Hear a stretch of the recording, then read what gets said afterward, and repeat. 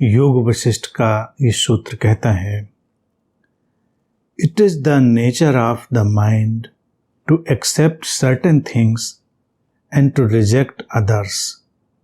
This is bondage, nothing else.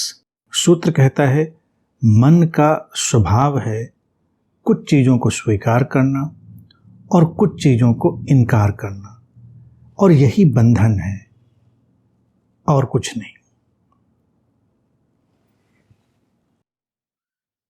अब ये मन के ढांचे और मन की फंक्शनिंग को लेकर बहुत ही अच्छी बात कही गई, बहुत समझने वाली।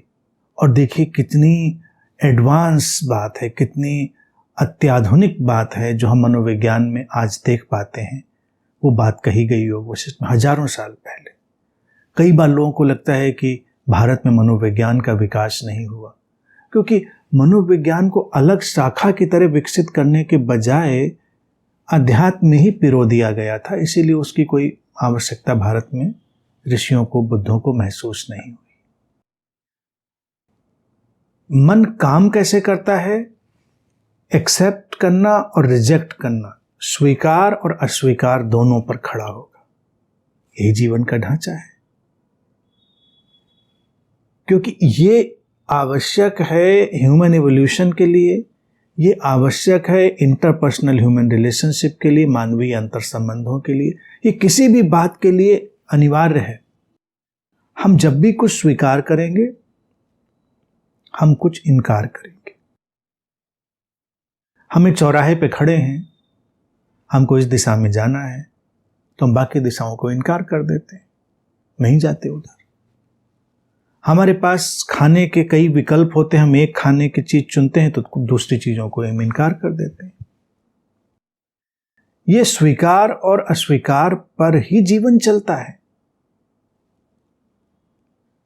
इनमें हम किसी अतिरेक में नहीं जा सकते, हम इनकार में नहीं जा सकते, हम स्वीकार में नहीं जा सकते। स्वीकार और अस्वीकार के दायरे बड़े हो सकते हैं, लेकिन वो रहेंगे अपने एक संतुलन में। सूत्र ने कहा है कि यही बंधन है और कुछ नहीं है। बंधन तब है जब हम उस पर पूर्वाग्रह निर्मित कर लेते हैं। बंधन फंक्शनिंग में नहीं है, हमेशा ध्यान रखें। इसीलिए जो सूत्र मैंने आप सबको दिया है, फिक्शनल और फंक्शनल, हमेशा उसको याद रखें, वहीं से उसका समाधान मिलेगा। जो फंक्शनल एटीट्यूड है स्वीकार और अस्वीकार का, उसमें कोई समस्या नहीं है, लेकिन जो फिक्शनल एटीट्यूड है, जो कहानी बुनने वाला कि हमने जिसको अस्वीकार किया वो शायद बुरा है, वो अच्छा नहीं है, वो कमतर है, हमने जिसको स्वीकार किया वो कहीं श्रेष्ठ है, ज्यादा अच्छा है, कुछ ऐसी भावनाओं से ग्रस्त होना वो समस्या खड़ी करता है। हम इस देश में रहते हैं तो हमने इस देश में रहना स्वीकार किया है, और जब हमने इस देश में रहना स्वीकार किया है तो हमने बाकी देशों में रहना स्वीकार किया है। सीधी सी बात है, उसके सिवा कैसे संभव? मैं यहां पर हूं तो वहां पर नहीं हूं,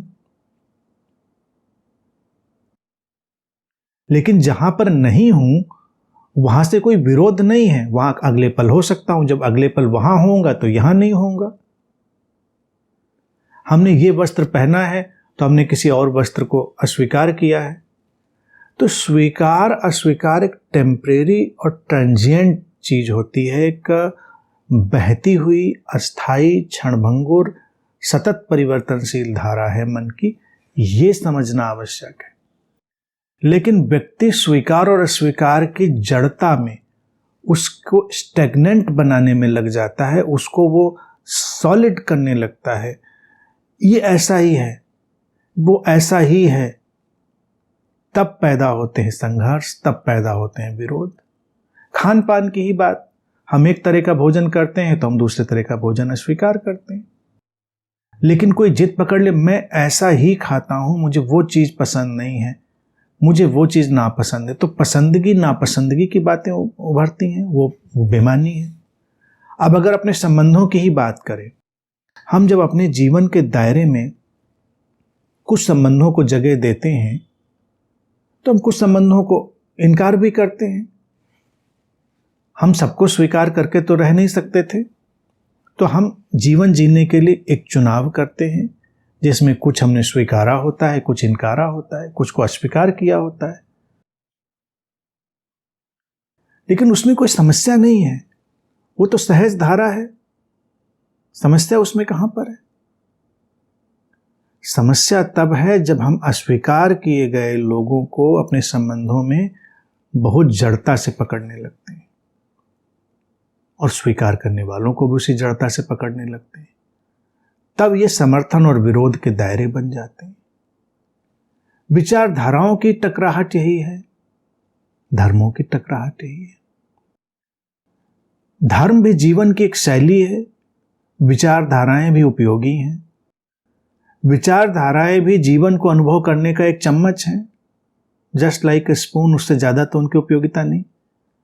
अब आपके सामने कोई डिश है, उसको आप एक खास तरह के स्पून से खाना चाहते हैं, आपकी आज़ादी, आप लकड़ी के स्पून से खा सकते हैं, आप सिल्वर स्पून से खा सकते हैं, गोल्डन स्पून से, स्टील के स्पून से।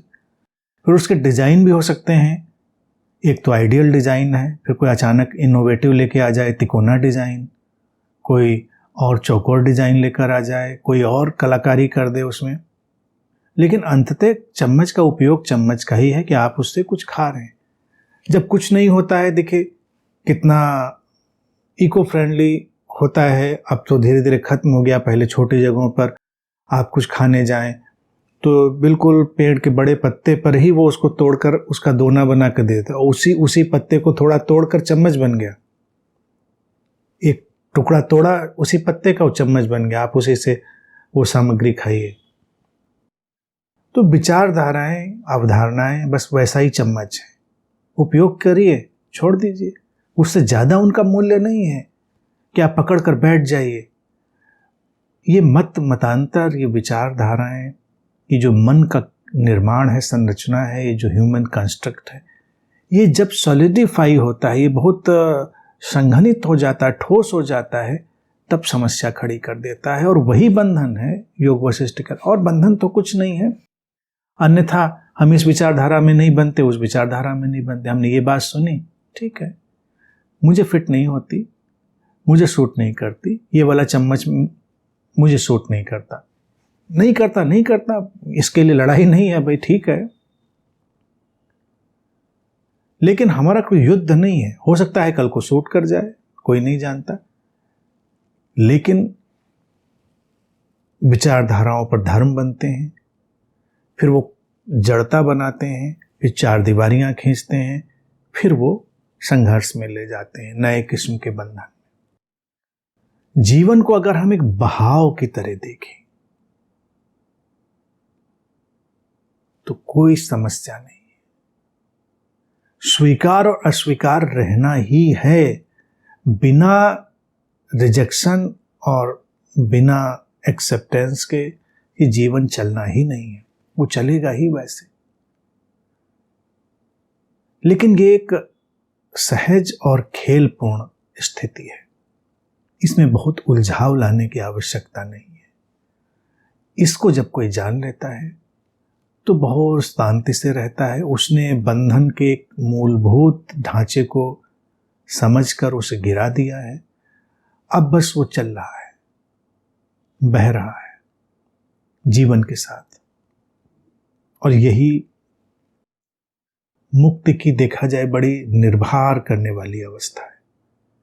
अन्यथा लोग उलझे रहते हैं कि मैंने ये स्वीकार किया और वो इनकार किया, तो मैंने गलत तो नहीं किया। आप बिना इनकार किए रह ही नहीं सकते ना। अगर आप यहां बैठना चुनेंगे तो कहीं ना बैठना है, चुनना ही पड़ेगा। बात खत्म हो गई। इस क्षण ऐसा ही है, अगले क्षण क्या है वो जीवन तय करेगा, अस्तित्व तय करेगा, वो विराटता, वो टोटलिटी, वो स्रोत तय करेगा। तब उसके साथ बहते हुए जाइए। लेकिन ये दोनों निर्माण, स्वीकार अस्वीकार के, ये चलते रहेंगे। ये द्वैत की लीला रहेगी। बस उस पर कोई जड़ता नहीं बनानी है। उनको इस क्षण का एक निर्माण मानकर देखना है और छोड़ देना है। यही उस बंधन को पहचान लेना है और यही मुक्ति का एक सहज मार्ग।